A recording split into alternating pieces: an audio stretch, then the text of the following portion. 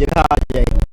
बात गाड़ी में हो यार, इस रास्ते में मुझे बहुत डर लग रहा ठीक है, फिर मैं घूमना है भाई।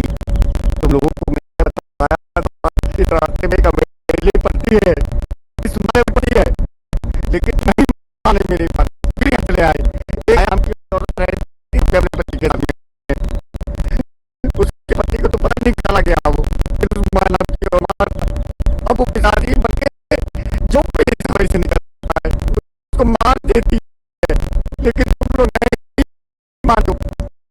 अगर ऐसा है, माया के साथ तो बहुत गलत होता रास्ते से चले बहुत होगा